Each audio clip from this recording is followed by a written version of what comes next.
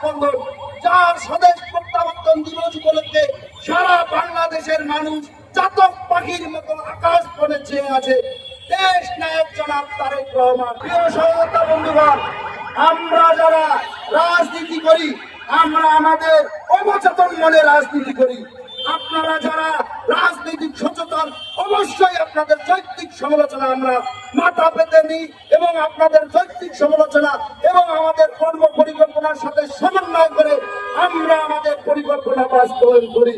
কিন্তু 5 আগস্ট পরবর্তী সময়ে যে অন্তর্বর্তীকালীন সরকারটি গঠিত হয়েছে, সেই অন্তর্বর্তীকালীন সরকারের কিছু উপদেষ্টা, তাদের জ্ঞান গরিমা, তাদের একাডেমিক নলেজ সম্বন্ধে আমাদের কোনো সংশয় নেই, সন্দেহ নেই।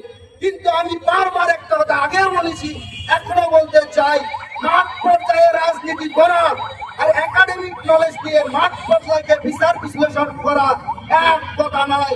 প্রিয় সহযোদ্ধা বন্ধুগণ, আমরা এখনো বলতে চাই, আপনারা জানেন ইতিমধ্যে বাংলাদেশের আপামার জনগণ যাকে ঘিরে স্বপ্ন দেখছে, আমাদের হৃদয়ের স্পন্দন, যার স্বদেশ প্রত্যাবর্তন দিবস উপলক্ষে সারা বাংলাদেশের মানুষ চাতক পাখির মতো আকাশ বনে চেয়ে আছে দেশ নায়ক জনাব তারেক রহমান।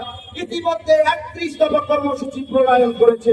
আমাদের বিশ্বাস, আমরা বিশ্বাস করি দেশ নায়ক জনাব তারেক রহমান বাংলাদেশের মাটিতে যেদিন প্রত্যাবর্তন করবে, সেদিনের পর যদি কেউ কোনো মত তৈরি করতে চায়, বাংলাদেশ জাতীয়তাবাদী ছাত্র দল অবশ্যই তাদের শক্ত হাতে প্রতিহত করবে।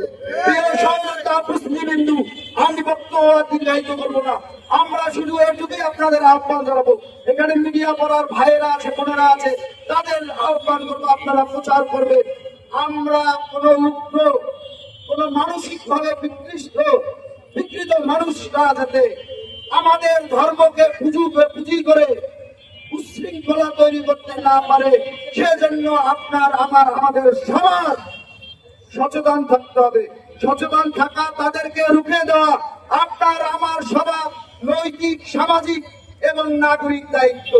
প্রিয় উপস্থিতবৃন্দ, আপনারা আমাদের বিক্ষোভ পরবর্তী মিছিলে আপনাদের এখানে সমাবেত হয়েছে, এর জন্য বাংলাদেশ জাতীয়তাবাদী ছাত্র দলের পক্ষ থেকে আবারও আপনাদের আন্তরিক কৃতজ্ঞতা জানিয়ে